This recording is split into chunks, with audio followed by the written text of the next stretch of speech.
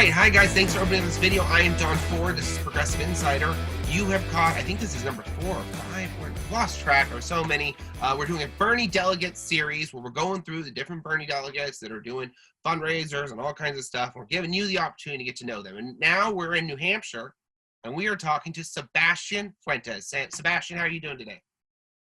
Excellent. How's everybody doing? Well, I am doing well. I hope everyone else is doing well. You, sir, have taken on quite the challenge by attempting to almost, we're trying to buck the establishment to some degree by becoming the establishment, and now you're a delegate. What's that? What got you there?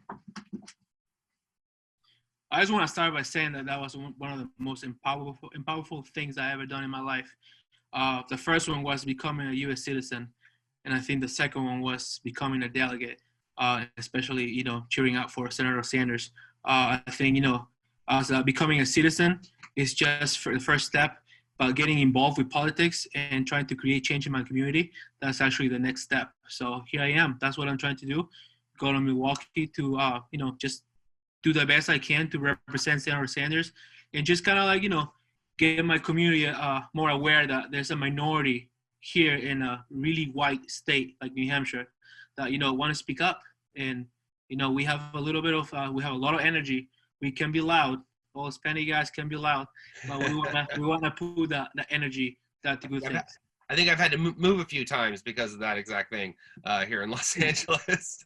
Yep. But no, it's so important that people in these communities be loud, because when we think of New Hampshire, we don't think of Hispanic or Latino or, I'm not even sure. I get confused on the nomenclature with it. But these communities, they're viewed as minority communities, but they're really just communities. Yes. And we need them. We can't erase them by saying New Hampshire is a white state. Mm-hmm. So what do you do? Sebastian, I don't know anything about you other than you are wearing a Harvard sweater because you're in the Harvard Adult Program, which is amazing. What got you into activism? Like, what is your activism that you are all about? So right here in the state of New Hampshire, what I'm really active about is any issues related to immigration. There's a few of us around here, and there's a few of us with the knowledge to help other peoples with immigrant issues. So I'm trying to do that. On the other side, I'm a board member for a grassroots organization called Rights and Democracy, which actually endorsed Senator Bernie Sanders. We're trying to create awareness on our community about issues like healthcare, income inequality, voting rights, education funding. That is the opioid crisis that is so strong here in New Hampshire. So what got me here, like I said earlier, the fact that I became a U.S. citizen. For a lot of us, especially minorities, once we become citizens, we just think that that's it. I'm fine, I'm comfortable, I can live the rest of my life without worrying about being deported or everything. But for me, it was a little bit more than that. For me, it was more like all right, so now I can be heard because I'm a U.S. citizen. I can speak up. I can organize rallies. I can organize, marches or get together with other activists in the area without the fear of being, prosecuted or being deported. So, that's something that all Americans should feel really proud about, that they have that, that right that for other people from other countries are pretty denied. So, here I am and just trying to create change. So it's almost like it's a type of privilege that you had to earn. Right. And you think that you are saying, and I actually agree with you on this, by the way. My wife is an immigrant from Canada. So I know that when you earn it, it's a little different than when you just have it naturally. And I think people forget how important the opportunity we have and the change we can create with the fear that comes along with not being in that position is just something that people don't think about. Absolutely. Yes, you're correct. So ICE is a big deal then, probably, with you, right? Like, how does the stance on abolishing ICE or all these things play into these communities? Is it something that would really make people feel better, or is it just changing our immigration policies in general? Because you're talking a lot about keeping people involved, but there's like two ends of your immigration problem, right? You have the people that are in here and how are they being handled, who are not I don't want to say illegal because that's the wrong language, right? Who are not legally here because the process of legality is too complicated. So we also have to go back to fix that also. Yeah, you're correct. I think the immigration system in the United States needs to be completely overhauled. Needs to be a complete reform, and I think that's what Senator Sanders is trying to bring to the table. Uh, the one thing that I also want to, emphasize is that the Border Patrol, Customs and Border Patrol, ICE, and the whole Homeland Security, they need to reform the whole training system, how they engage with, minorities, especially refugees, asylum seekers, and stuff. I think they have a tendency to do some racial profiling, especially here in the state of New Hampshire. I can give you a couple examples. One of them here in New Hampshire, the Concord bus, which is an affiliate from Greyhound. They allow Border Patrol, ICE, to hop in the buses to question immigrants or their status.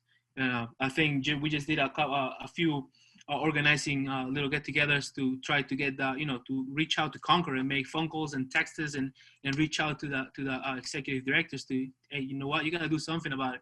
And I can say we probably did it. Yeah, they are no longer allowing Border Patrol doing that.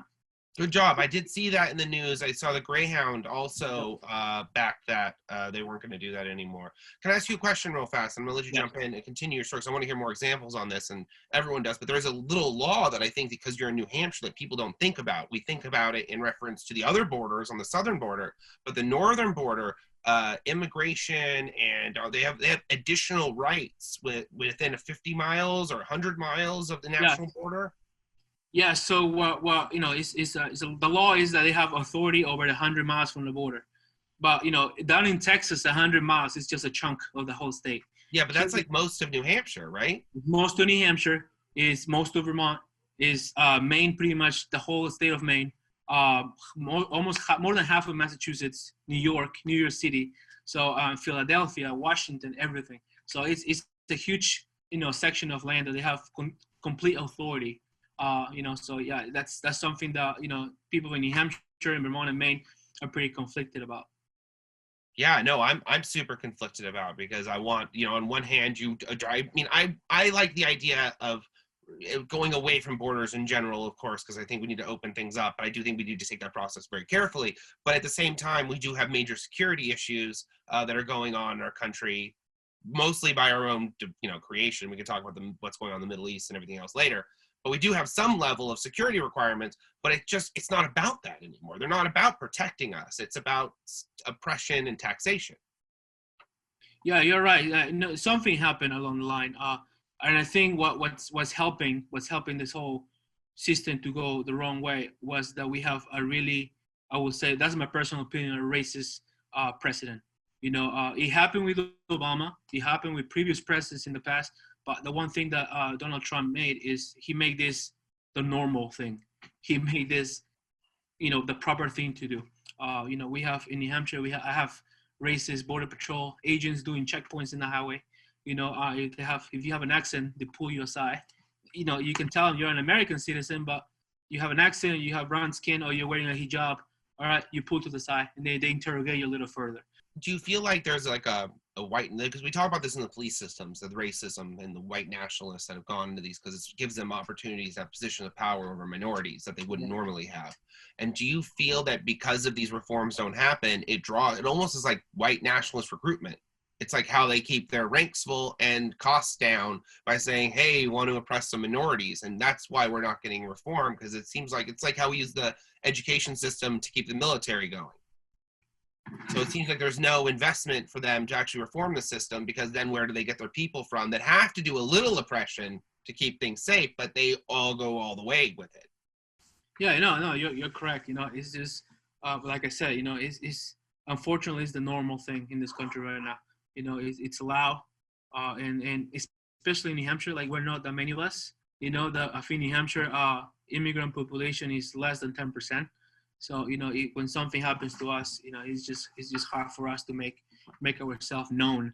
But I think now we have the blessings of the social media that Yeah, right. Yeah, I know it does change. It changes things, right? We changed the game a little bit, especially for example when I go through checkpoints and I want to hold the officers accountable. I just go click, I go live, and I have a whole bunch of people looking at it, and they can see me engaging with the Border Patrol. And they actually, I have calls from people, minority people, saying, hey, I didn't know that you can actually, back talk to the officers and tell them that, it's my right not to say anything. I didn't know that I don't have to even, comply by anything they say, because it's my right as a U.S. citizen just to, go my own way, unless, there's an actual reason why they need to pull you over. But if they have nothing, you can't, it goes against your rights. So yeah, that's the blessings of social media. There's a theory that they're trying to find people with guilty consciences, and there is a theory behind this type of policing. But the problem is when you're hiring from this clearly racist pool of people, not entirely, but you're hiring, you're driving hires from that. You're putting people in these positions of power, and then those people who are good at those end up in oversight positions. And then that's where you're like, where reform needs to happen, because it doesn't just happen at the officers talking to the individual. It happens at how the officers are being policed by their own officers. Mm-hmm. So what would reform look like to you with some of these elements? I think we should be able to still control our borders properly. There's still a lot of dangerous people coming through the border. I think we need to expand the immigration judicial system. The amount of judges allowed to take care of immigration cases, not just in New Hampshire, but all over the states, is really low. I think we need to expand that. We need to expand the Dreamer program. DACA needs to be expanded. And then also, just go line by line. Go line by line to see why the immigration system in the United States is falling. It's not compassionate. Why are we having children sleeping on floors in southern Texas? Why when a family is seeking asylum from a country like Honduras or Guatemala, they cross the border and they grab the mom, and the mom goes to New Hampshire, actually. The father goes to Texas, and the daughter goes to Chicago. What is the point of that? One thing that I was told by an officer years ago was because that's going to determine, that's going to tell them that, if you do it again in the future, this is going to happen. So they're going to be afraid of it to do it again. And I think that's the wrong thing to do. So we need to reorganize the immigration system. That the reform needs to be more compassionate, more humane. There's a lot of people that come here for the right reasons. Also, there's people that come in for the wrong reasons. But we need to be able to check. Not everybody here is here to create harm to American citizens. I have a theory about this. Actually, it's more meta than just immigration in general. It's about humans, and it's the idea that we think it's okay in society to isolate other humans as punishment. Like, put your kid in timeout or jail cells. And there's something inhumane about that whole process, that concept. And so we do this as just a normal, basic idea, but it actually really shows a sense of apathy that is unnatural. There's something really bad about it that I can't really put my finger on, other than it sounds terrible. And I think that it carries into what you're saying right now, is because what do? They isolate the people. They break them apart. They take them to these things. We should keep those families together. If we have to send them back, we should send them back. Plus, our asylum laws are a disaster right now with Donald Trump.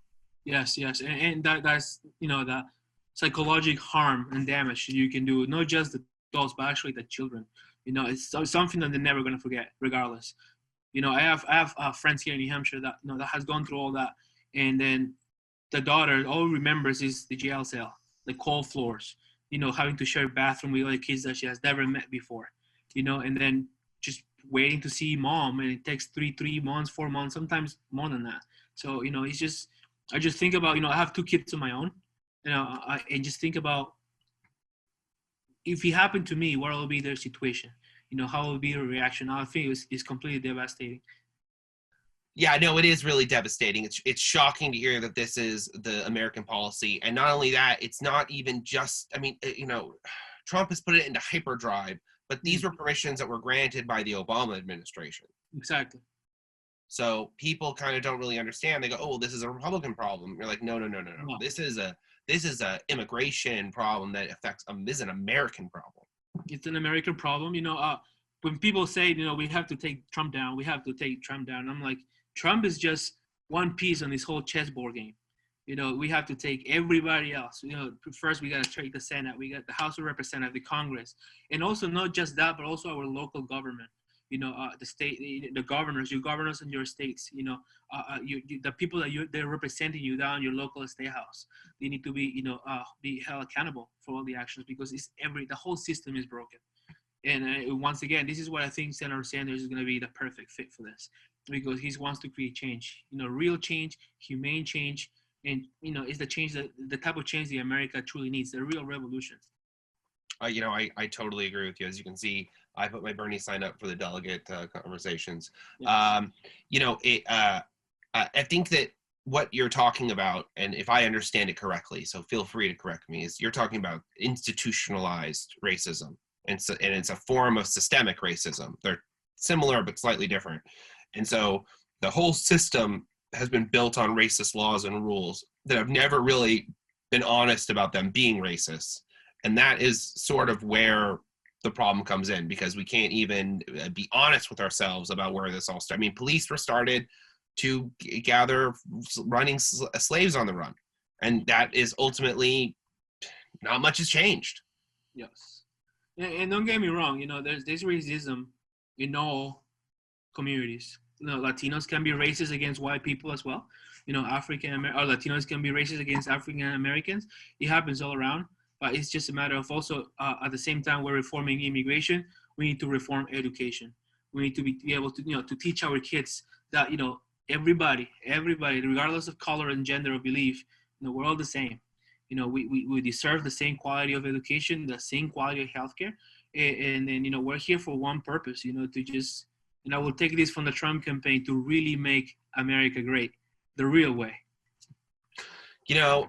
Again, couldn't agree with you more. I'm so happy you're a Bernie delegate. You're exactly the type of person I would hope to be in this position, and you really make a really great point when it comes to education and being tied into all of these. Because if your children aren't prepared to understand things, then they just get taken advantage of. And that's a big part of why they separate the generations, because it's impossible to learn from your parents if you're not around them. And that's the generational suppression that I will talk about at times, and that we see in how climate justice is directly linked to racial justice now. It's all these things are all tied together, and they all come back down to education and healthcare, actually. Yeah, you're right. My grandfather used to tell me, they can take everything away from you, your money, your house, but the one thing that can never take away from you is education. How your upbringing, what you learn, how to be compassionate about other people, and just to understand and listen. I think that's the most important part. So yeah, everything is related. Everything is, all together. Yeah, you're right. Yeah, so I hope that people who are watching this, who find themselves in single issue positions, like you may have tuned into this because we were talking about immigration, but you got to understand how immigration is tied to education, that is tied to environmental justice, that is tied back to how the police state is of the problem, and then that goes back into our taxation issues. How it's all tied together in one giant system. And the movement, I think, and the Bernie delegates are all the people out there trying to unwind that giant tangled knot. Yeah, sure, right. Just becoming a delegate, is, I think, just the first step. We're all on the same page here. We're trying to, we want to go to Milwaukee, obviously, to get Senator Sanders to become our president, but at the same time, to raise awareness and to tell the DNC that the issues that we had 10 years ago are different now, and that's something that we have to thank Senator Sanders, because 10 years ago, we were not talking about Medicare for all. We were not talking about major immigration reform. Climate change wasn't even on the table. I think a few years ago, the ozone layer disappearing was the biggest thing. And right now it's climate change. That is I think they call it the sixth major extinction is happening. So, there's so much to do. And I think after the election, when Senator Sanders becomes a president, and if he doesn't for any reason, the Bernie movement, the revolution needs to stick together. Because that rhetoric, that's the way he spoke to us needs to stay. And we need to make sure that the future generations, and also that, but people that are going to run for office after Senator Sanders is that they're going to be running on the same values. Climate change needs to be up there, and healthcare for all needs to be brought back to the table, regardless of who's the president. There needs to be the continuous fight for all Americans. Right. And we're not even fighting for something like, people think, well, why does America deserve this advancement over everything else? And the truth is, we're not even fighting for that advancement. We're just fighting to be on the same level as the rest of the planet. Absolutely. If you don't mind, at the end of the recording, I would like to do a small message in Spanish, just so I can reach out, to Spanish-speaking delegates and other Bernie Sanders followers. Do it right now? We can do it right now? Okay. Yeah, absolutely. Me gustaría dar un mensaje a todos los seguidores del senador Bernie Sanders, especialmente las minorías en Estados Unidos. No es porque seamos menos, pero nos tenemos que sentir como que fuéramos más. Nosotros somos, los latinos somos una fuerza de cambio, una fuerza revolucionaria. Todas nuestras culturas en Sudamérica como en Centroamérica siempre han llevado la energía y tenemos que llevar esta energía a Milwaukee. Nosotros somos un movimiento fuerte, una revolución y tenemos que llevar ese cambio. Y ojalá que ustedes como latinos podamos ver más latinos allá en Milwaukee. Gracias. Love it. It's so important we get these delegates there. There's going to be a fight one way or another. Even if we win, it's going to be a fight. And getting people there can't disappear if everything goes wrong. So, it's going to be, I don't think it is. I don't know if you saw today the Michigan poll that came out that had Sanders behind by 22 points, except is done by exactly the same pollster that said he was 22 points behind in 2016. Yeah, no, I don't believe in polls. I don't believe. Look what happened on the last one with Hillary Clinton and Trump. Everybody, she was 15 points ahead, and all of a sudden, here we are right now. Paying for it. So Here we are. Donald Trump is president. We got to change that, and this is the best way to do it. So, what do you tell people that are feeling a little hopeless right now? There is a little bit of hope. It's like, I know the media is pushing back. That's why we're doing this, right? They're not giving the real stories that are hopeful out in there and letting people see what's really happening. So what do you want to say? Like, what would your message be to the burners out there that have that, especially the first time people that weren't here in 2016, that don't even know what this feels like? Yeah, no, don't feel discouraged. Just because what you see on the news, you have to realize that it's a corporate status. The status quo is dictating what to say, what to put out there on TV. Just keep knocking on doors. Just keep engaging with people in your community. Just keep, phone banking, texting. Just when you have family gatherings, just talk to your family. That's the first step. Just talk to your uncles, your relatives, your grandparents. You might create a little bit of a family feud, but at least you're raising the awareness. Just engage with your community. The ideas are there. Like I said, we had to thank Senator Sanders for those, and we shouldn't give up the fight. There's so much still. There's so many delegates at stake yet. This fight is not over until the last day of Milwaukee. And even when that's done, the fight still continues on a larger scale. Yeah, I tell people, I just did an interview earlier today with the Delegates Abroad Global Chair, and she had said that we plan on going until November 15th.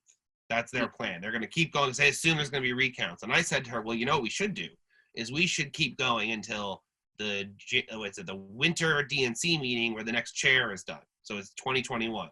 And just plan you're going until winter 2021. Because if we change the chair, no matter what happens, we don't have to go through this again. Absolutely. The DNC needs to be also, they need new leadership. Tom Perez, he has to go, just for the benefit of the whole party. Because I think what's going to be heartbreaking is going to be if we have Trump for another 4 years. That'll be proof that, the whole system failed. The whole strategy that the DNC had failed. And so, yeah, there's so much to do. And we need to get progressive and grassroots people to be part of the DNC leadership. So, and that's where the Senator Sanders, followers come into play. All right. Well, you heard it from the delegates himself. It's inter-party elections are super, super critical. Yeah. The caucus processes in different states are happening. We just had, I believe, Minnesota. There was another state that had them. Maybe it was Wisconsin. I can't remember exactly which one that had delegate assignments last night. We're recording this on Monday. So on Sunday, I know they just had events there. There's more stuff going on all over the country. The chance to pick up a delegate seat is real, and you don't need to be a hotshot activist like Sebastian from RAD, which, by the way, you guys didn't get that action fund set up, so you can be RAD AF. And I did an interview with Heather the other day. I don't know if she told me. And actually, Heather is the one that got me involved with activism, especially with RAD. I lived in the North Country, New Hampshire, an area that is not highly involved or highly active. And Heather and Rights and Democracy, RAD, reach out to us and say, what do you guys need, Sebastian? and they actually came to the North Country and started listening to us. Yeah, so Heather is one of the delegates from New Hampshire is going with me, and I'm just so inspired that I get to go with her because she's the one that got me here. So. Wait, are you saying that RAD actually lifts up the grassroots and works with them to improve policy to points? Absolutely. Yes, they are. Like I said, the North Country is one of the poorest counties in New Hampshire, if not the poorest. And they actually, RAD and Democracy, and especially Heather, they called me one day and said, Sebastian, what are the issues that are affecting your community? I was like, wow, this is the first time any grassroots organization comes up north. And they came, we have breakfast, we had coffee, and then, all right, let's do the issues. These are the issues that the southern part of the state have. What about the North Country? I'm like, what about the same? What about the same? Healthcare is a big issue. Housing affordability is another one. The younger demographics of New Hampshire are running away from here because there's not a lot of opportunities. They go to Colorado, they go to Los Angeles, California, they go to Florida because there's more jobs, there's more things to do, obviously. That might be where our votes went, actually. Our vote shrank in New Hampshire a lot, and we have a lot of theories about one of it, but one of it could be a big loss of thousands of people that just aren't in the state anymore. I hadn't even considered that. Yeah, they're moving away. Well, Sebastian, I want everyone to know, first off, that his GoFundMe is available. It's going to be in the comments of this YouTube video. We're going to link it all over the place. Please, if you want to make sure this fantastic activist makes it, please make a donation to the GoFundMes. We have it all sort of straightened out. It's the exact same process we used in 2016 very effectively. He has my full endorsement, and apparently he's got Bernie's endorsement too. So, Sebastian, I would love to have you back and do a more in-depth conversation about some of the immigration that's affecting your region. And John, I'm sure you can speak well about the entire country to some degree. So, absolutely. I was an immigrant myself. I paid my dues. I stand in line to get my paperwork done. I was a green card holder. I was a student coming here for the first time, and then I'm a citizen. So I know the intricacies. I know what needs to be done. And at the same time, I know how unfair the system can be. You know what I'd like to do with you, Sebastian, just right off the bat, is I'd like to work on some sort of immigration platform plan that will go to the conventions so that we can get the DNC to pick it up for the platform committee. Would you be interested in working on something like that? Sure, absolutely. No worries. Start thinking about it, and we'll talk some more. We'll do another thing about this, okay? Sounds perfect to me. All right, Sebastian, you've been amazing. I am Don Ford. This has been Progressive Insider. We're going to figure out what number we're on with these. I think this is number 4 or 5. But this has been the Delegate series for Bernie Sanders. Please, please, please, them making it there depends on all of us coming together to make this happen. So one more time, Sebastian, thank you again. And that's it. We're done. Thank you, Don. I appreciate it, guys, and I'll see you all in Milwaukee. Thank you, Sebastian. You have a great day. You too, man.